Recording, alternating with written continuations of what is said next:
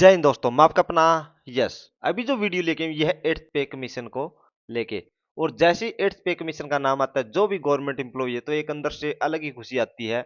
और मेरे को लगता है जो एक फिल्म है अक्षय कुमार है, जिसमें जिसमें जो सॉन्ग है मैं बारिश कर दूं पैसे की, तो वैसी वाली फीलिंग आती है।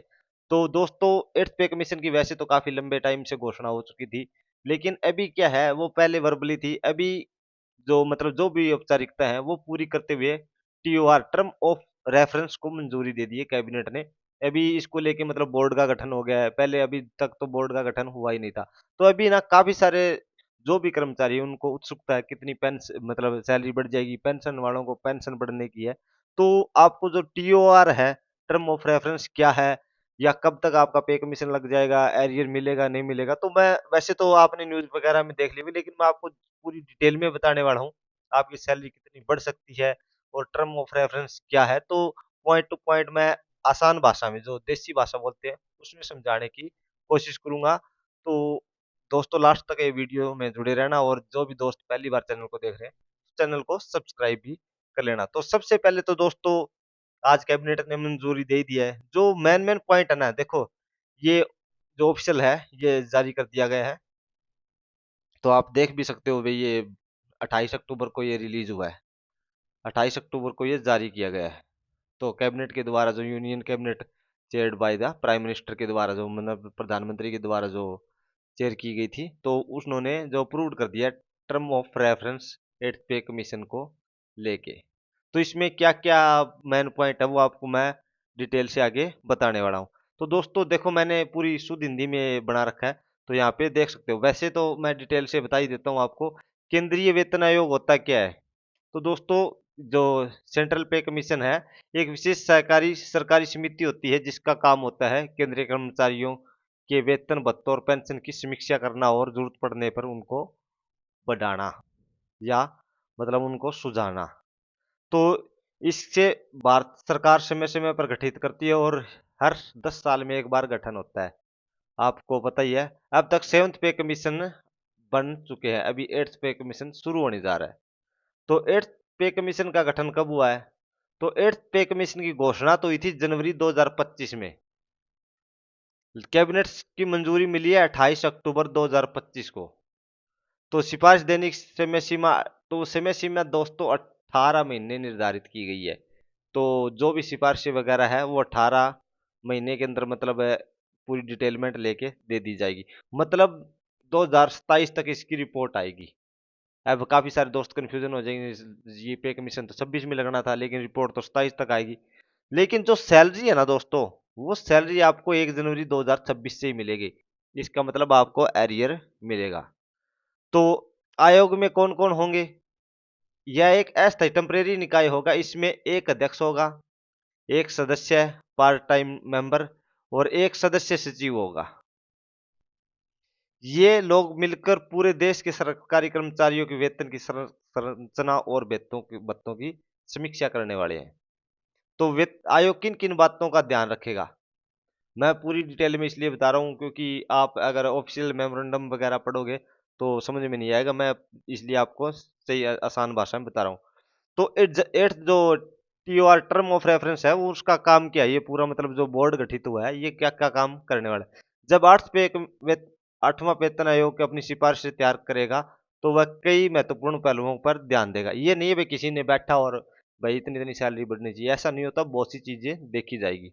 एक तो आर्थिक स्थिति, देश की आर्थिक स्थिति, देश की वर्तमान स्थिति हालात कैसी है उस पर चर्चा होगी। क्या सरकार के पास इतना पैसा है कि वह इन कर्मचारियों को ज्यादा वेतन दे सके? ये देखा जाएगा सरकारी खजाने में कितना पैसा है, आने वाले टाइम में कितनी ग्रोथ होगी, ये सारी चीज देखी जाएगी। क्या महंगाई बढ़ रही है, ये भी देखा जाएगा, महंगाई बढ़ रही है कि नहीं बढ़ रही। अगर महंगाई नहीं बढ़ रही तो भाई क्या सैलरी किस लिए बढ़ानी, तो ये चीजें देखी जाएगी। क्या राजकोषीय अनुशासन बनाए रखना संभव है? तो मैं बता रहा हूँ भाई, बैलेंस बना रहेगा कि नहीं बना रहेगा, ये चीजें देखेगी। उसके बाद संसाधनों की उपलब्धता, आयोग यह भी देखेगा कि सरकार के पास विकास कार्यों और कल्याण योजनाओं के लिए पर्याप्त धन बचा रहे। भाई ये नहीं है इतनी सैलरी बढ़ा दे, भाई उसके बाद ये कल्याणकारी योजनाएं हैं इनके लिए पैसा ही न बचे। तो विकास कार्यों के लिए भी पैसा बचाना जरूरी है। मतलब वेतन बढ़े तो देश के विकास में रुकावट न बने। भाई वेतन इतना ही बढ़ाया जाएगा, भाई विकास भी चलता रहे। और जैसे जैसे मतलब कर्मचारियों का वेतन बढ़ेगा तो भाई मार्केट में पैसा भी सर्कुलेट ज्यादा होगा, तो आपको पता ही है ग्रोथ ज्यादा भी होगी। पेंशन योजनाओं का बोझ, पुराने कर्मचारियों को गैर योगदान आधारित पेंशन मिलती है। आपको पता है पुरानी पेंशन के लिए लेके बात कर रहे हैं। इसमें सरकार का बड़ा वित्तीय योज बोझ आ जाता है सरकार के ऊपर। आयोग यह देखा कि यह बोझ भविष्य में टिकाऊ रहे, मतलब भाई इसका भी तालमेल सही से बना रहे। फिर उसके बाद राज्यों का प्रभाव, आप सभी दोस्तों को पता ही है। सबसे पहले मतलब केंद्रीय जो सरकार है, सेंट्रल गवर्नमेंट है, वो पे कमीशन की घोषणा करती है। उसके बाद ये धीरे धीरे राज्य भी एक्सेप्ट करते हैं, थोड़ा बहुत चेंजमेंट के बाद। तो कई राज्य सरकारें भी केंद्रीय वेतन आयोग की सिफारिशों को कुछ संशोधनों के बाद अपनाती है। अभी पंजाब में है ना, पंजाब में 6 पे वाला चल रहा है, लेकिन सैलरी उनको बड़ी हुई मिल रही है, लेकिन 7 पे कमीशन को उन्होंने एक्सेप्ट नहीं किया था। तो इसलिए आयोग यह भी देखा कि इससे राज्यों की अर्थव्यवस्था पर कोई असर न पड़े। तो देखा जाएगा भाई राज्य इतनी अफोर्ड कर पाते हैं कि नहीं कर पाते सैलरी उसको। निजी और सार्वजनिक क्षेत्र की तुलना, आयोग यह भी देखा गया कि सरकारी कर्मचारियों का वेतन और सुविधाएं निजी कंपनियों और सार्वजनिक उपक्रम में काम करने वालों की तुलना में कितनी है, ताकि संतुलन बना रहे और नौकरियां आकर्षक बने रहे। तो भाई ये तालमेल बना के रखेंगे निजी कंपनियों में और सार्वजनिक उपक्रम है, जो भी पीएसयू है, जैसे एनएफएल वगैरह, ये पीएसयू है दोस्तों। आपको उसमें भी गवर्नमेंट वो मतलब पक्के कर्मचारी होते हैं। उसके बाद पिछले सेवंथ पे कमीशन आयोग में क्या हुआ था, आपको मैं बताता हूँ। पिछला सेवंथ पे जो आयोग है 2014 में बना था, क्योंकि 2016 में लागू होना था, तो 2 साल पहले बन गया था। जिसकी सिफारिश से 1 जनवरी 2016 का लागू हुआ, और उस समय कुछ बड़े बदलाव किए गए थे। बदलाव, फिटमेंट फैक्टर, पुराने वेतन को 2.57 गुना किया गया था। ग्रेड पे सिस्टम खत्म कर दिया गया था। पहले 1800 पे ग्रेड, 1900 पे ग्रेड, 2000 पे ग्रेड आपने देखा ही होगा, 4200 पे ग्रेड, ऐसे 4600। तो पे मैट्रिक्स का नया ढांचा बना था, अगर जो भी नॉलेज वाले उनको पता ही है। तो भत्ते, एचआरए, डीए आदि में सुधार हुआ था। डीए एचआरए में पहले 10 20 30 ऐसे मिलता था, वो बाद में 8 हुआ, 9 हुआ, ऐसे जो जैसे जैसे डीए बढ़ता गया तो एचआरए में वृद्धि होती गई। न्यूनतम वेतन 7,000 से 18,000 रुपए किया गया था, तो 2.57 का। अधिकतम वेतन 90,000 रुपए, ये बेसिक पे की बात कर रहा हूँ दोस्तों। ये बेसिक पे होता था, से लेके 2.5 लाख तक किया गया था। इसमें वृद्धि हुई थी 23.5% की टोटल, मतलब वृद्धि हुई थी। अभी एट्थ पे कमीशन से क्या उम्मीदें हैं, देखो ये हम उम्मीद कर सकते हैं कितना बढ़ सकता है।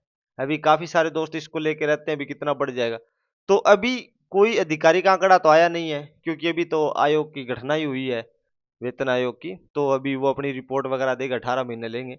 लेकिन अगर सब सेवंथ पे कमीशन आयोग के पैटर्न को देखा जाए, तो महंगाई और जीवन यापन खर्चे बढ़ने के कारण एट्थ पे कमीशन में, मतलब 8वें आयोग में भी 25 से 35 मतलब परसेंट वृद्धि होने की संभावना है। तो आप सपोज कर सकते हो, आपकी अगर सैलरी मतलब 25% भी बढ़ती है, तो आपकी सैलरी, अगर आप कोई 1 लाख रुपए लेने वाला भी है, कोई 30,000 रुपये लेने वाला है, तो उसमें आप 25% की वृद्धि देख सकते हो कितनी हो जाएगी। अब मान लो कोई 30,000 रुपये ले रहा है, तो 25 75 मतलब लगभग 37 38 हज़ार रुपये वो सैलरी लेने लग जाएगा। डियरनेस अलाउंस को नए ढांचे के अनुसार समायोजित किया जाएगा, क्योंकि बेसिक पे इतनी ज्यादा बढ़ जाएगी ना, उसके बाद डीए देखा जाएगा भाई कितना कितना कैसे दे देना है उसको लेके। पे मैट्रिक्स के नए सत्र जोड़े जाएंगे, नई स्लैब स्लैब आएगी। ग्रामीण पोस्टिंग और जोखिम भत्ते में भी संशोधन किया जाता है। देखो अलग अलग अलाउंसेज होते हैं, बहुत से अलाउंसेज जोड़े जाएंगे, बहुत से अलाउंसेज काटे जाते हैं। तो जैसे जैसे जो भी नया पे कमीशन आता है ना, तो उसमें ये ऐसा होता है। तो इसको लेके तो बहुत सी चीजें चेंजमेंट होने वाला है। अभी सबसे बड़ा आपके दिमाग में ये रहेगा, ये कब तक लागू हो जाएगा। जैसा कि जो भी मतलब अभी ऑफिशियल नोटिफिकेशन आया है, उसमें लिखा है एट्थ पे, मतलब 8वें केंद्रीय वेतन आयोग की सिफारिशों का प्रभाव 1 जनवरी 2026 से ही होगा। जो ऑफिशियल मेमोरेंडम आया ना, उसके अंदर साफ साफ लिखा है 1 जनवरी 2026 से मिलेगा। लेकिन मतलब मध्य 2027 में उस समय केंद्रीय कर्मचारियों को नया वेतनमान पिछली अवधि का एरियर भी दिया जाएगा। वह साफ साफ ये लिखा हुआ है, पे कमीशन मतलब रिपोर्ट आने में और टाइम लगेगा, 2027 में आपका ये पे कमीशन आएगा। लेकिन लागू 1 जनवरी 2026 से ही माना जाएगा। इसका मतलब आपको 1.5-2 साल का जो भी एरियर होगा, आपकी सैलरी जितनी बढ़ेगी, वो एरियर आपको मिलेगा। तो इसलिए ये नहीं है बे पे कमीशन लेट होता जा रहा है, लागू नहीं होगा तो पता नहीं हमें एरियर मिलेगा कि नहीं मिलेगा, डीए का ये मिलेगा, वो मिलेगा कि नहीं मिलेगा। तो इसको लेके कन्फ्यूजन मत रखना, आपको एरियर दिया जाएगा। उन्होंने साफ-साफ जो ऑफिशियल नोटिस आया है, उसके अंदर लिखा हुआ है। अभी क्या है, आयोग में 3 प्रमुख सदस्य होंगे और अध्यक्ष। देखो, सुप्रीम कोर्ट की पूर्व न्यायाधीश रंजना प्रकाश देसाई, जो आपको ये फोटो दिखाई दे रहे हैं, तो ये सुप्रीम कोर्ट की पूर्व न्यायाधीश रह चुकी हैं, तो उनको अध्यक्ष बनाया गया है आयोग का। और सदस्य है प्रोफेसर पुलक घोष, आईआईएम बेंगलुरु से है ये। और जो सदस्य सचिव है पंकज जैन, सचिव पेट्रोलियम और प्राकृतिक गैस मंत्रालय। तो इनका आप गूगल करोगे तो आपको मिल भी जाएगा। तो जो मैंने मेन मेन बिंदु थे ना एट्थ पे कमीशन के, वो आपको बताया भी कितनी सैलरी बढ़ जाएगी कितनी नहीं। तो दोस्तों, अगर आपको मेरी वीडियो पसंद आई है, चैनल को सब्सक्राइब जरूर कर लेना। और बाकी अपने जो भी कर्मचारी हैं, उनको ये ग्रुप वगैरह में जरूर शेयर कर देना। जय हिंद दोस्तों, जय हिंद, जय भारत।